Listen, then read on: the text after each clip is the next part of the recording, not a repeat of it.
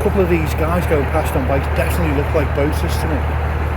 But who the hell knows, man? Right, so this is the outskirts of like Coventry, Hawkesbury. I'm not even that sure, to be honest.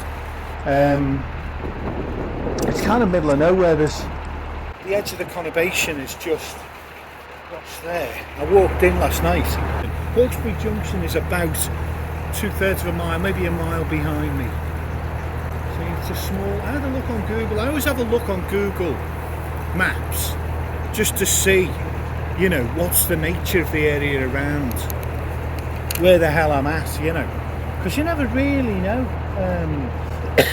You can sort of pull up somewhere and it's all green, you're seeing trees, it looks like you're in the middle of, you know, rural England or something, but 200 yards away, not 200 yards away, there could be, you know, a huge conurbation. You're just not aware of it because it's so well hidden by the foliage and bushes and so on. So I always have a look anyway, and found the shop and I thought I'll just pop in.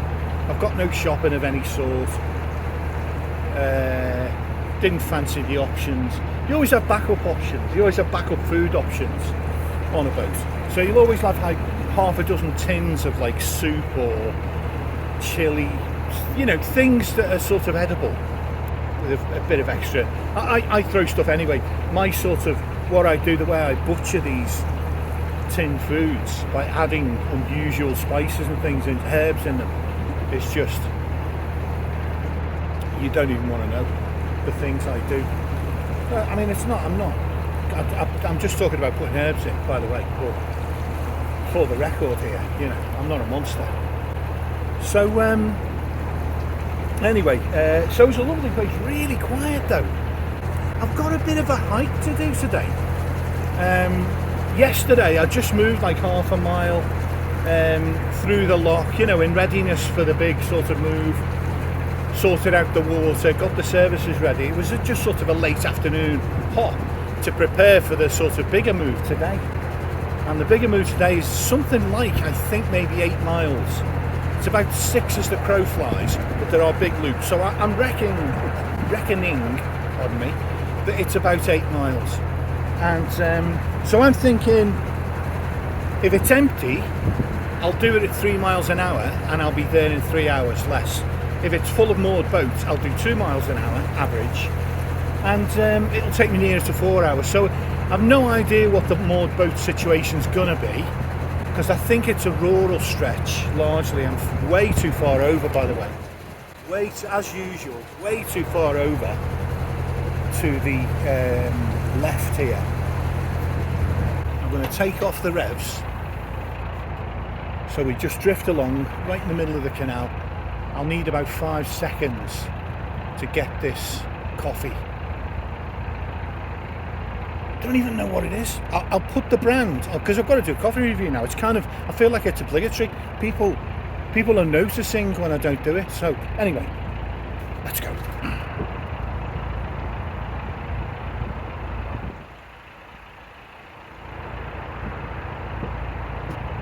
There we go. Easy peasy, lemon squeeze.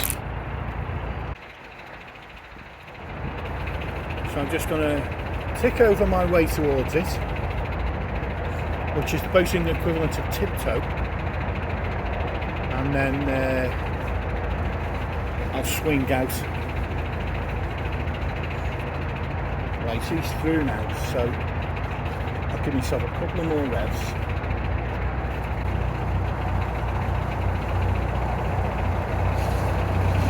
Morning, guys. Well, an unusual pair.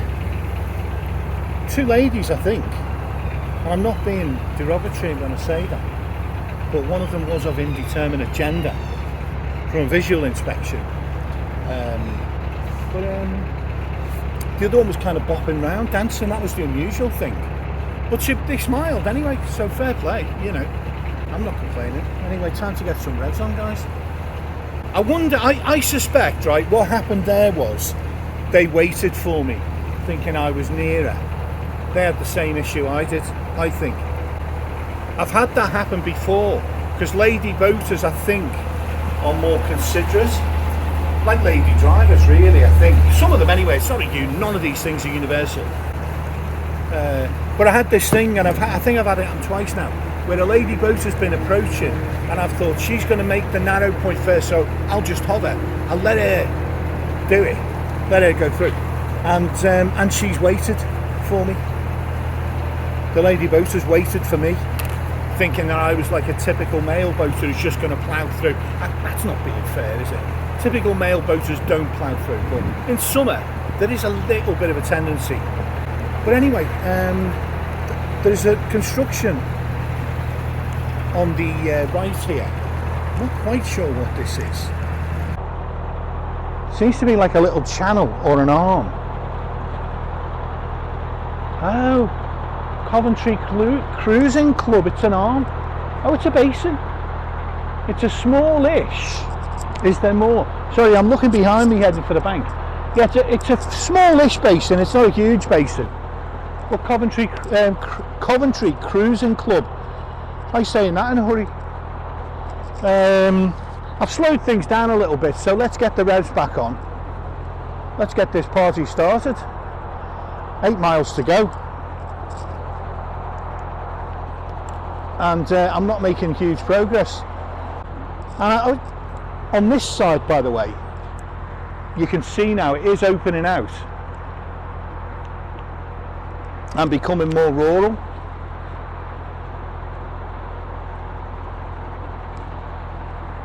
Which is nice to see. One of my worries about heading south down the Grand Union, which is kind of what I'm planning to do, one of my worries is that it's not going to be as nice or as rural as these Midlands canals have been. You know, they've been really, really nice to cruise through. Really pleasant experience. Oh, and there's the M6. I'll give you a quick look at the M6 here. I'm pretty sure, yeah, M6. Oh my God. I know I always say this when I see the M6. You might just see the motorway sign.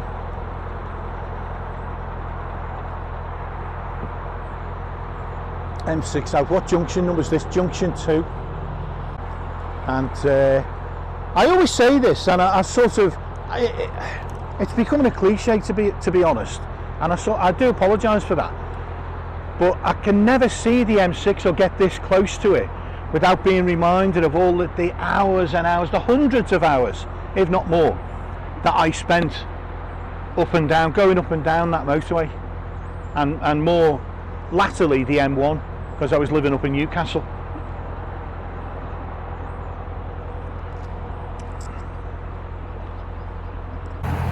I travelled up this canal 4 years ago when I first bought the boat, and I've never been back since. And I'm curious just to see how it jogs my memory from my very first cruise on the boat, you know, my very first distance cruise. I'm going to have to put a coat on of some description, because now that I've stopped the graft of unmooring, is that demooring, casting off? It's not demooring, it won't be that. I've got to say this as well, a bit of a rant by the way, but a weird one. A Lord of the Rings rant. You know the Amazon series? Amazon have got this much discussed series last couple of years. I think they finished the second season. It reminds me, I haven't watched the final episode. How remiss. But Amazon have been doing this thing, and it's been absolutely slated because all the elves were white skinned, and that was somehow a terrible, terrible thing. I did have a problem with a couple of the elves, but not because they were sort of black or whatever it was. It wasn't a racial thing. They just looked like dorks, and an elf should never look like a dork. I think it's Celebrimbor. Sorry if you're not a Lord of the Rings fan, but if you are, you know, you'll feel my pain, bro. I reckon it was just horrific. The Celebrimbor character, he just looked like a sort of doddery school teacher. He was just hopeless. Absolutely. I'm just keeping my eye on this boat up ahead. I'm going as close to the bank as I sort of dare. This is as much as I can do for them, so let's hope they're sensible.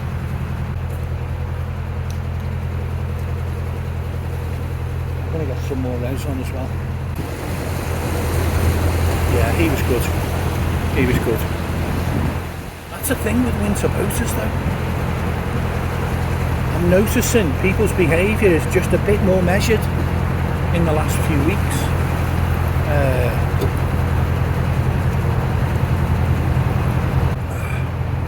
Okay, well, this is going lukewarm on me, so I've got to get a shift on, get a wriggle on with the coffee review. It's okay. Do you know what I've done? I'll tell you what I've done. I've made a schoolboy error because I've put too much coffee in, so I've not given the brew a fair shake here. In terms of what I've done with it and accounting for the error I made in putting too much coffee in, it's okay, it's okay. Yeah, it's a strong one. It's a stronger. So strength 4, you know, you don't be drinking too many of those. I wouldn't touch a strength 5. Really, that crazy one I had. It's called Lavazza, by the way. I think it was pretty much sure it was Lavazza, and it was on some kind of knockdown price in B&M stores, like a discount store in the UK, and it had a kick on it, that stuff. I was jabbering away like a maniac about how lovely my coffee was, because I'd had 3 of them, so I was high as a kite on caffeine. So don't do caffeine, kids. Anyway, that's not bad. That's a strength 4, so it's got a kick, and it's got too much of a kick today because I overdid it a bit. But it goes well with evaporated milk, because the evaporated milk just takes the edge off of the bitterness. Some people won't like that. It's all about individual taste, but it's also all about me being right. How are we doing? Doing 1250, 1300, pretty decent revs. I could squeeze a couple more out of it, but what's the point? I've collected enormous amounts of things, ostensibly aimed at improving life in the boat, but sadly that didn't always happen, and there've been some rubbish buys. I should actually do, there's a video idea, the sort of, because I never do that kind of nonsense, you know, the top 5 things why you should live on an narrowboat, why you shouldn't live on a narrowboat, you know, just because it's stupid really. It's just clickbait, isn't it? Anyway, people always watch them, people like them, so clickbait or not, I'll do that. My one will be the top 5 bad ideas, the things that I've bought on the boat. That's what I'll do. That's when I've actually got to do some research, which is a pain, but for you folks, you know, we're going to meet the odd boat, but this looks like it's going to be, touch wood. Before I say the words uneventful cruise, I'm going to touch wood. One thing about that coffee, it'll just dry your mouth out awfully. That's why I think I do this. Licking of the lips, which is, I do apologise for. I've only noticed since I've been editing videos and things. The licking of the lips is an issue. The frequency of it. I mean, every 5 minutes, okay. Anyway, you know, don't worry, I have noticed that I do that. I've just done it again. I'm putting it down to dry mouth disease caused by coffee. And of course, this is going to mean I'm going to need a comfort break, because that's a cup and a half. Do you know, it's going to have to come off. I've overdone it. It's a milder day than the weather suggested it was going to be. Like if you looked at the forecast, well, I do, you know, obviously, and I always judge how much wind is there, how cold is it, is there any sun, because that warms up, or is it all just clouds? You know, what kind of a coat am I going to need? Am I going to need a woolen type shirt or a thin one? And I've overdone it. It's more anorak, shirt and anorak. Anyway, you know, well, none of us infallible. Okay, we're only about 1.5 miles from Hawkesbury, so we've done nothing yet. Speed wise it's saying 3, 2.8, 2.9, 2.9, 2.6, 3.2 though, 2.7, so around 3 I think is a fair bet, if any of it is, let's be honest, any of it. I've done maybe 1.5 miles and I've got about 6 miles, perhaps 6 miles to go. But guess what you're not seeing? Again, touch wood actually, before I get too triumphalist. We're not seeing horseflies. Now that we're into November, and I think proper mid-November now, 16th, yeah? Proper mid-November, they're all gone. Like, I think there was one at the end of October last year, almost got me, up by Anderton. But yeah, they're pretty much gone. Well, they are gone now. I can sort of cruise in peace. Somebody's standing on the bank. Is it a fisherman? Usually it would be a fisherman, like facing the water and staying still. Why don't women fish, by the way? Why is it always blokes? Never see a woman fisherman, do you? I mean, obviously the obvious answer is because they're sensible. You know, they don't want to stand on a freezing cold bank. Oh, it is a woman? Oh my God.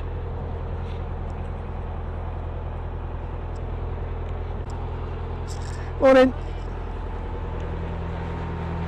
Having much luck, or? Yeah, fantastic bird. Oh, right. Oh, well done, well done. Keep up the good work.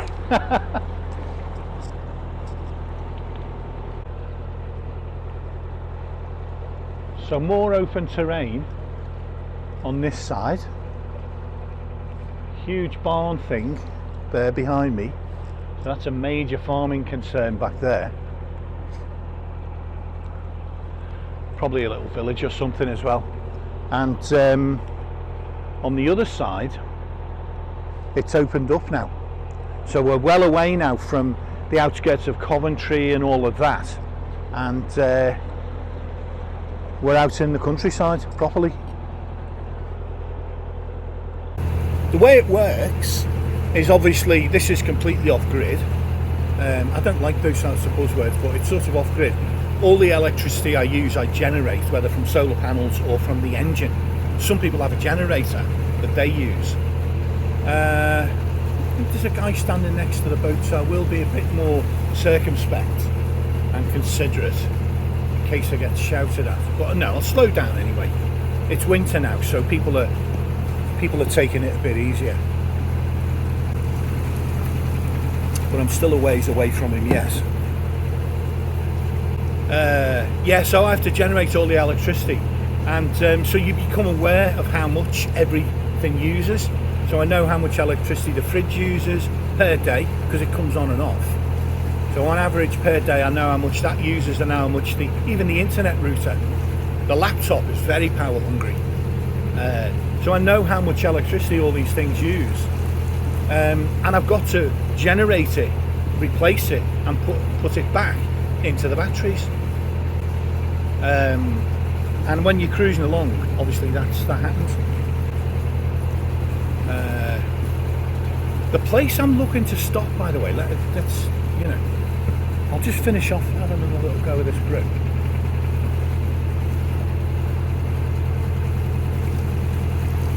Yeah, sort of spoiled it. It's okay. It's acceptable, defo.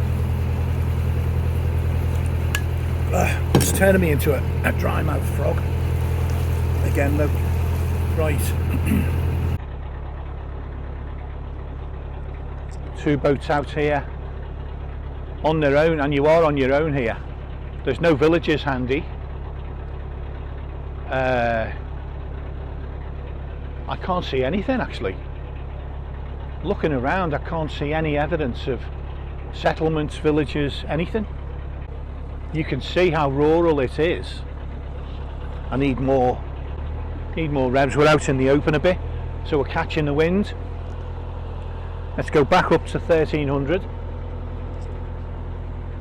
I don't know where the M6. I feel like the M6 might still be over there somewhere. because I can see blue signs and fast moving vehicles.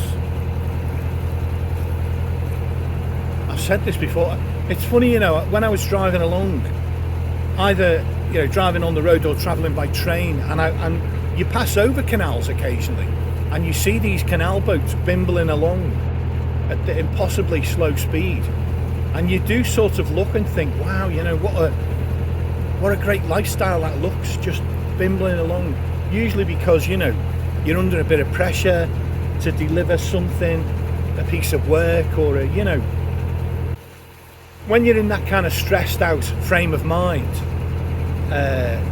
you can look at these canal boats chugging along and just think, wow, you know.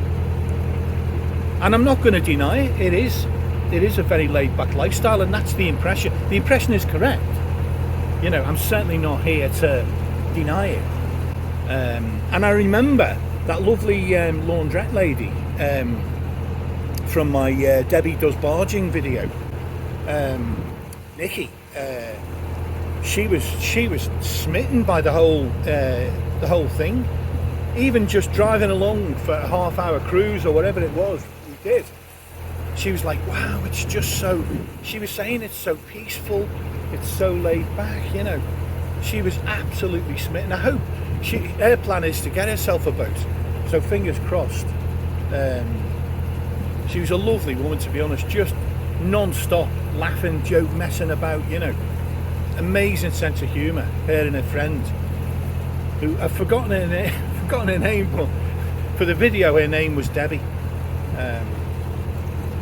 That's one of the few videos out of mine that I would actually recommend for a laugh. Debbie Does Barging.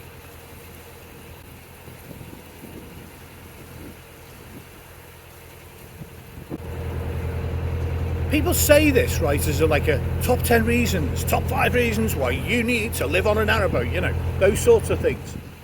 One of the things that people say is you can move. If you don't like your neighbours, you can move. And it is, you know, if there's someone that you just don't sort of get on with particularly well, more behind you, someone who's a bit miserable, or, you know, what, you don't fancy talking to them much, for whatever reason, or they don't fancy talking to you, let's be honest, as is more often the case with me, then you can just bugger off the next day.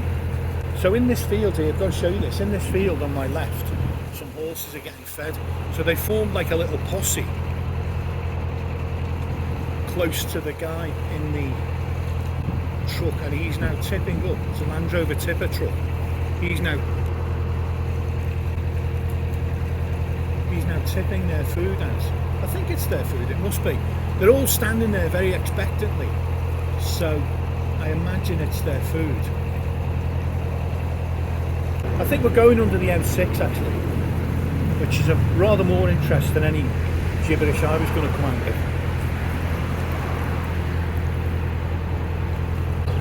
So no mooring in this section. I wonder why.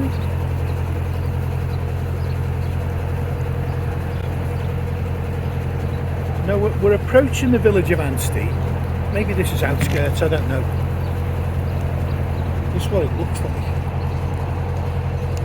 It's basically just a line of houses. So it's fairly close to the M6 back there. Very nice though.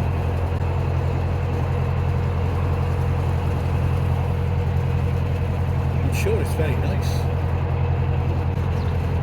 The ideal is somewhere where you're rural, so you're far from the madding crowd thing.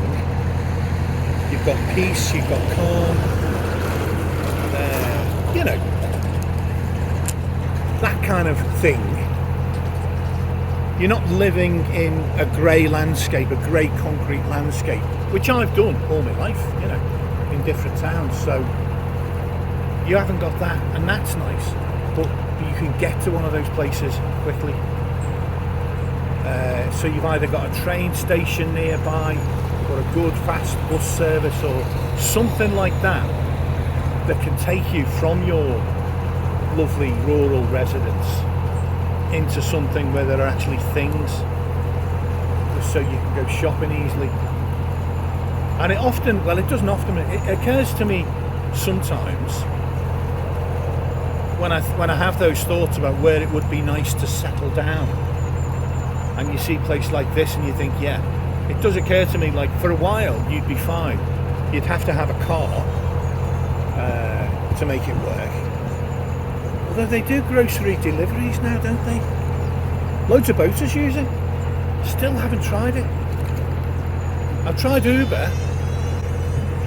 Funny noise over there. Oh, it's someone DIY, like a grinder or something. Is it? Anyway, where was I? Yeah, you got a car initially, but at some point you're going to get too old to drive a car. I'm sorry, sort of all these Debbie Downer type thoughts today, but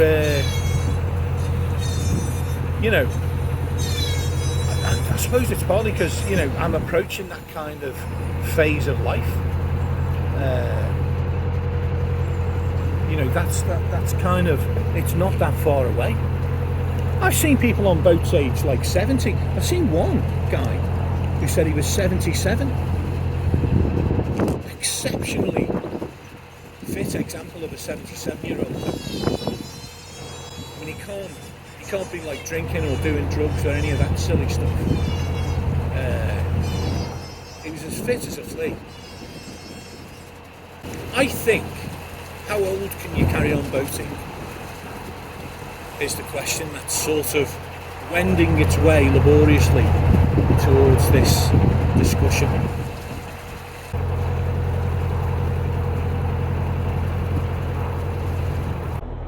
I'm wondering if this is a place I stopped. I wonder if this is a... And there's no mooring signs here, by the way, guys. I don't know whether you noticed as we went past. Strictly no mooring. And the ones here are long-term moorings. Yeah, we did. Oh my God. I've recognised somewhere. We wouldn't have known at the time, but when we came back, it's Ansty. Yeah, it is Ansty. And it's larger than I thought as well. It's not just a tiny little strip of houses. There's more to it. But I stayed here. On the last night on that little hire narrowboat, we moored here. There's a little social club. We were both too knackered to go for a drink. The Ansty, the local pub. But we moored here. Let's just go a bit slower. Little tiny horses in the field behind me.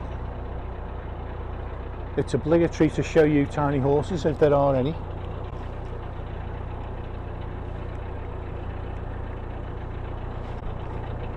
Are they Shetland ponies? They're so cute. I can't even tell you how incredibly cute they are.